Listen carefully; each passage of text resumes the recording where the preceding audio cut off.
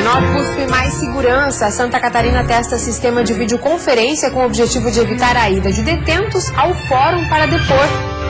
Mistério no sul do estado. Polícia investiga como uma menina de 3 anos foi parar às margens da BR-101 durante a madrugada. Ela teria cruzado uma das rodovias mais violentas do país, mas por sorte não se feriu. De acordo com o pai, a criança o seguiu quando ele foi para o trabalho. É bem apegado comigo, entendeu? Aí de certo achou falta, deu, né? Aí sabe, né, que eu trabalho, aí pegou o destino à BR, né?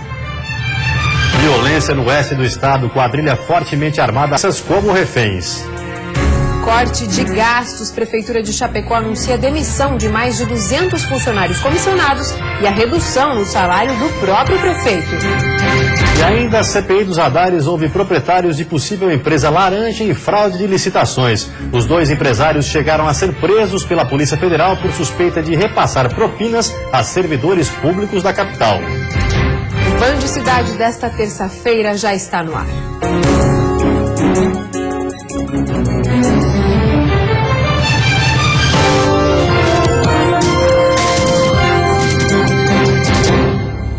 Olá, boa noite. Boa noite. Policiais do meio oeste ainda procuram os integrantes da quadrilha que assaltou uma agência bancária hoje pela manhã em Timbó Grande, no meio oeste do estado. Clientes e funcionários foram feitos reféns. Até o momento, ninguém foi preso. O vídeo feito por moradores mostra os bandidos encapuzados e fortemente armados, mantendo funcionários e clientes do Banco do Brasil de Timbó Grande como reféns. Agindo com muita violência, a quadrilha chegou a fazer disparos dentro da agência, mas ninguém se feriu. Neste outro vídeo, é possível ver o momento em que o grupo em uma caminhonete deixa o local do crime, levando 2 guardas do banco como reféns. Os 2 reféns foram liberados durante a fuga. A informação é que os bandidos tenham seguido na direção do município de Canoinhas. Porém, a proximidade com as cidades de Caçador e Porto União deixa toda essa região em alerta. O valor levado pela quadrilha ainda não foi divulgado pelo banco. A busca pelos assaltantes continua. Até o momento, ninguém foi preso. A primeira sala de videoaudiência do estado foi inaugurada hoje. O local fica dentro do complexo penitenciário de Itajaí e servirá para que os presos não precisem ir até o fórum para depor.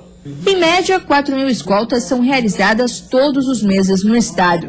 90% delas são de presos que precisam ser levados para os fóruns. Segundo dados do Departamento de Administração Prisional, o DEAP, agora o sistema de audiência por vídeo, além de dar mais segurança, já que o detento não precisa deixar a unidade, vai ajudar também na redução de custos, por não precisar mais da escolta. O nosso principal objetivo é segurança e presteza jurisdicional. Porque uma vez que nós tenhamos a garantia de que os nossos presos aqui situados e localizados em Canhanduba participarão de todas as audiências que se realizarem no Fórum de Itajaí, nós temos a garantia de que esses processos terão maior agilidade, maior rapidez e melhor solução num prazo adequado. O complexo penitenciário de Itajaí é o primeiro a receber o projeto, que consiste em 2 equipamentos, um instalado no fórum e outro na penitenciária, que se comunicam via rede de fibra ótica. São equipamentos iguais, com capacidade para fazer transmissão de áudio e vídeo em alta definição, ou seja, a gente vai ter uma transmissão do vídeo remoto para cá em qualidade em Full HD. As videoconferências serão realizadas nesta sala, que conta com mais 2 menores e um banheiro. O réu ficará sentado nessas 2 cadeiras e lá o defensor público, o advogado dele. Na sala instalada no fórum ficam o magistrado e advogados. Nesse processo você dá mais agilidade, mais transparência, também fica gravado o depoimento, quer dizer, você tem mais elementos para fazer uma reanálise do processo. Então, acho que são muitos os ganhos. O projeto, orçado em quase R$100 mil, poderá ser implantado ainda este ano em outras varas de execução penal. A gente está com a esperança que até fim do ano tenhamos em outros complexos. E a seguir, nossa equipe conversou com a família da menina de 3 anos que foi encontrada sozinha na BR-101 nesta madrugada. E ainda autorizada a obra do trevo da BR-101 com a rodovia Jorge Lacerda, no Vale do Itajaí.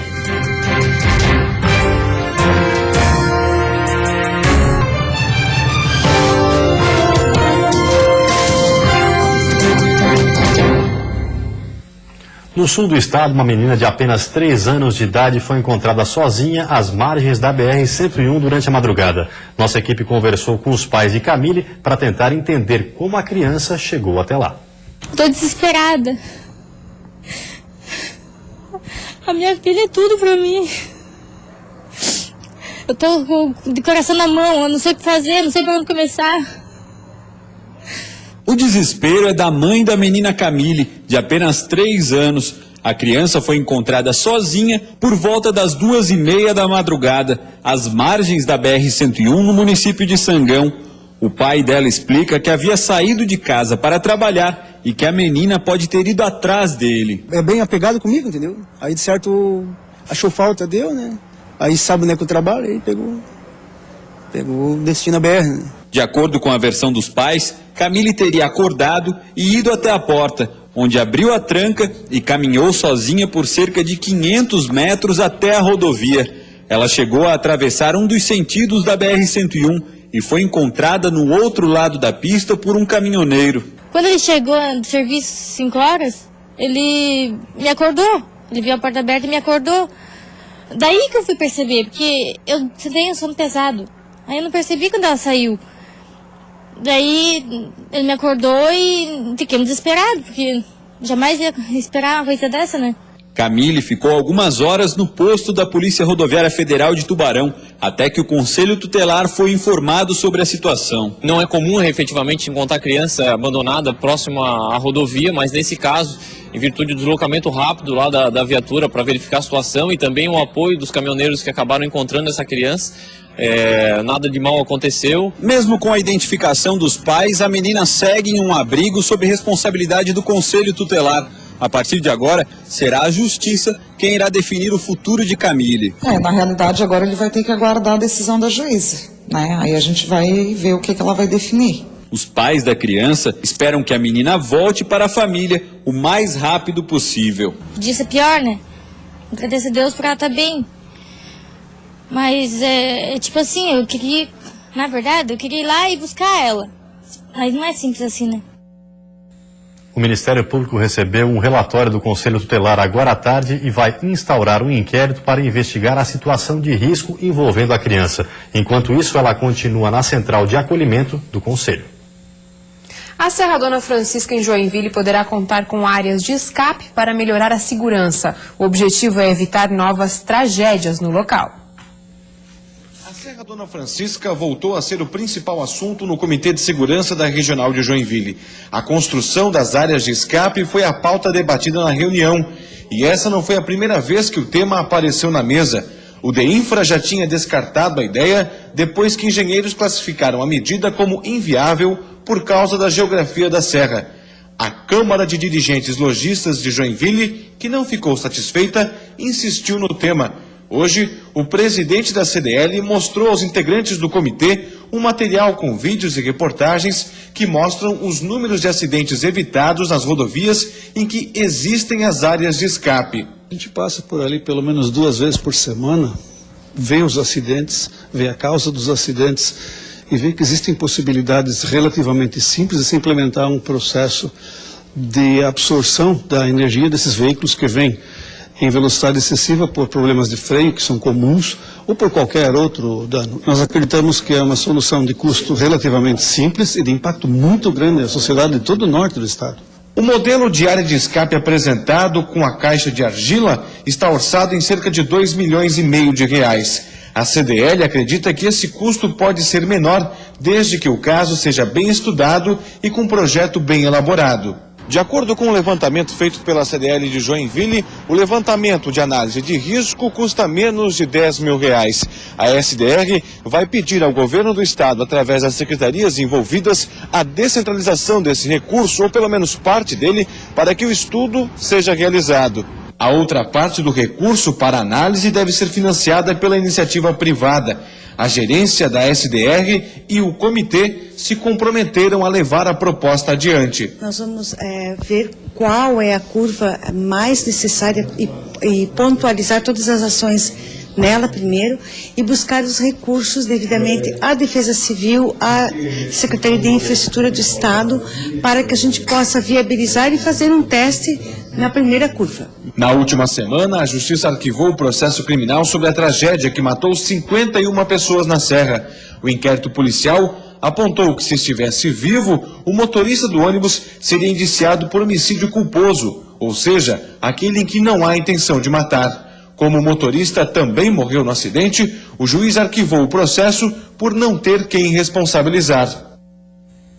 A Agência Nacional de Transportes Terrestres autorizou a Prefeitura de Itajaí a executar a obra no trevo da BR-101 com a rodovia Jorge Lacerda. O local é uma das principais ligações de Itajaí com cidades como Ilhota, Gaspar e Blumenau. Será votado na Câmara de Vereadores o projeto para a melhoria do local. Isso só foi possível depois que a ANTT, a Agência Nacional de Transportes Terrestres, autorizou o município a executar os trabalhos, que são de responsabilidade da União. Já estivemos em Brasília na semana que passou com os engenheiros da NTT para a definição da execução dessa obra, a qual já foi autorizado a autopista junto com a Secretaria de Obras e Município, porque baixaria o custo em 50%, em vez de aguardarmos para o ano que vem, porque esse ano não teria recurso a NTT nem a autopista. Com o município executando a obra, os serviços devem durar menos de 30 dias. Não seria preciso um processo licitatório, porque a mão de obra e os equipamentos necessários serão próprios da Secretaria de Obras. A expectativa é que os trabalhos iniciem entre o fim de julho e o início de agosto.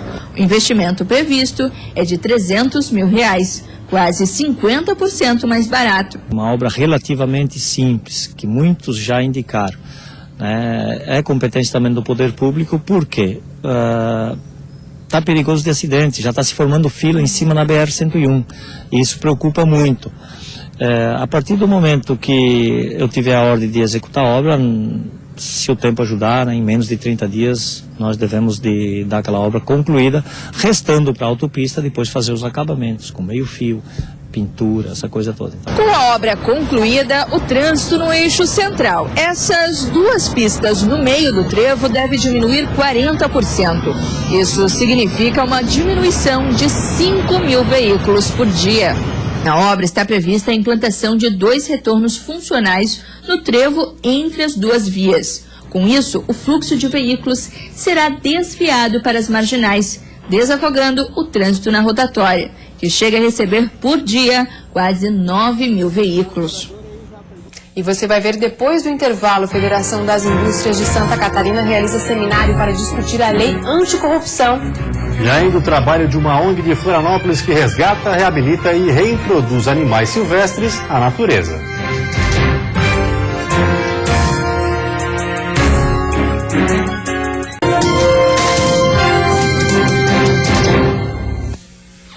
Em Florianópolis, uma ONG resgata, reabilita e reintroduz animais silvestres à natureza. A atividade é feita junto ao Parque Estadual do Rio Vermelho.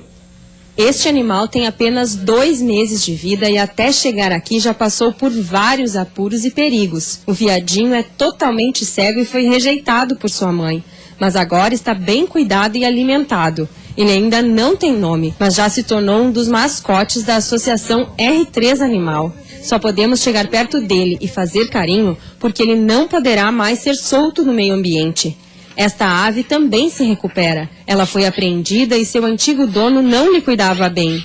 A graúna preta está com uma inflamação nas patas e ainda está em tratamento. Estes animais são só alguns exemplos de outros tantos que fazem parte deste espaço. A gente está aqui desde o ano de 2000, quer dizer, são 15 anos trabalhando e 14 anos só com voluntários. A partir do ano passado, a gente conseguiu esse contrato com a Fátima, essa parceria com a Fátima, e conseguimos contratar profissionais veterinários, biólogos. Por aqui também tem tucano, jabuti, papagaios e até pinguins. Somente nesta temporada, 73 deles já chegaram aqui e apenas 18 sobreviveram. Os pinguins chegam muito debilitados e passam por um longo processo de recuperação antes de serem soltos. Paulo é voluntário há 7 anos e tem um cuidado especial por eles. A minha rotina, a gente chega aqui, limpa limpa as caixas que estão, o ambiente dele, dá uma lavadinha neles E depois a gente, enquanto isso, descongela os peixes para ir alimentar eles depois, como a gente está fazendo agora isso aí. A associação tem uma parceria com a Fundação do Meio Ambiente há praticamente 1 ano e já se tornou referência nacional.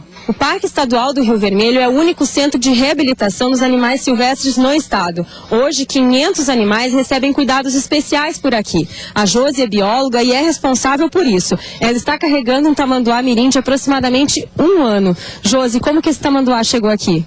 Então, ele foi encontrado ao lado da mãe atropelada quando ele tinha aproximadamente 1 mês.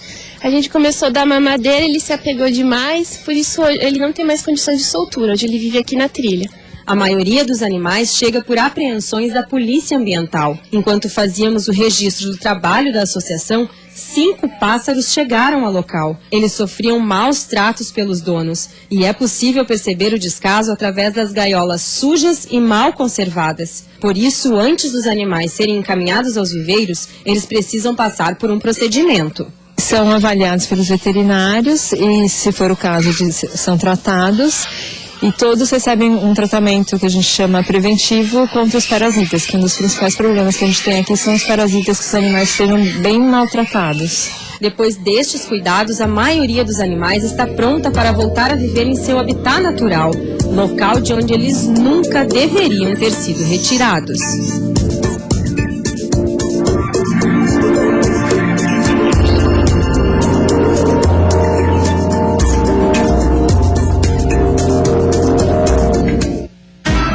Quarta-feira se mantém com as temperaturas elevadas em todo o estado. A mínima fica em 8 graus na Serra e a máxima em 23 no litoral norte. No oeste e Planalto Norte, mínima de 10 graus. No litoral sul e Grande Florianópolis, mínimas entre 14 e 15 e máxima de 21. E no Vale do Itajaí, mínima de 12 e máxima de 22 graus. E a Federação das Indústrias de Santa Catarina realizou hoje na região oeste um seminário sobre a lei anticorrupção. Um cenário de escândalos políticos tem sido acompanhado de perto pelos brasileiros e a crise que hoje vive o país vem preocupando os empresários que estão repensando os investimentos. Por isso, a Federação das Indústrias de Santa Catarina reuniu líderes de vários setores em Chapecó para debater o assunto. Nós temos que fazer com que nossos governantes mudem suas opiniões e fazem com que não se faz mais negociatas, né, para que se perpetuarem poderes. Apesar de ter sido aprovada em agosto de 2013, estudos mostram que 80% das empresas desconhecem a lei anticorrupção. As empresas enquadradas no regulamento podem ser responsabilizadas por práticas ilícitas, além do pagamento de multa de até 20% de seu faturamento. Nós estamos começando já a se preparar. As multinacionais, que já eram acostumadas a atuar no mercado internacional, elas já tinham essa conscientização e já traziam, importavam seus modelos do exterior, traziam para cá. Agora, mesmo essas que importam, vão ter que adaptar à nova realidade, à nova lei, e as que nunca tiveram um programa de compliance, nunca tiveram essa preocupação, vão passar a ter. Elas vão precisar ter. Segundo esse desembargador e ex-presidente do Tribunal de Justiça de Santa Catarina, os empresários não podem aceitar que propinas sejam pagas para políticos, principalmente em épocas de eleições. Nós sabemos o potencial que é o oeste e o extremo oeste catarinense.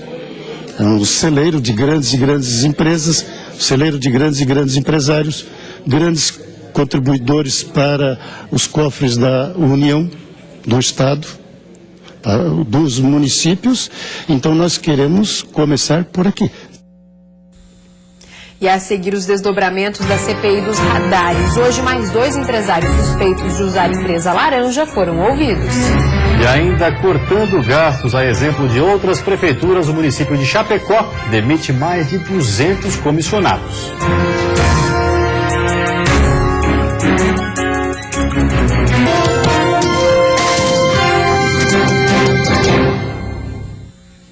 Medidas contra a crise. A Prefeitura de Chapecó anunciou a demissão de 242 dos 400 cargos comissionados e cortes nos salários do próprio prefeito. Entre os cortes anunciados estão a demissão de 242 dos 400 cargos comissionados, redução das horas extras e de gastos com combustível, além da redução de 30% nos salários do prefeito e vice. Já os secretários e diretores do Executivo terão um corte entre 10% e 15% na folha. Optamos por cortar na própria carne para não sacrificar o cidadão. Não tem aumento de impostos, não tem aumento de taxas. Continuamos prestando serviço, continuamos fazendo investimentos e temos que nos readequar. É uma reengenharia do nosso próprio governo.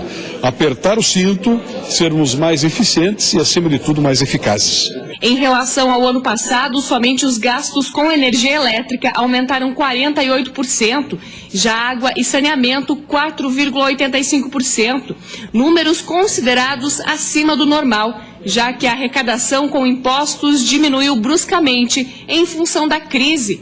De acordo com o comitê gestor, das 5 superintendências que ficam nos bairros, 2 serão extintas, gerando uma economia de 20%. Todas as medidas anunciadas pela Prefeitura devem ser implantadas a partir de amanhã.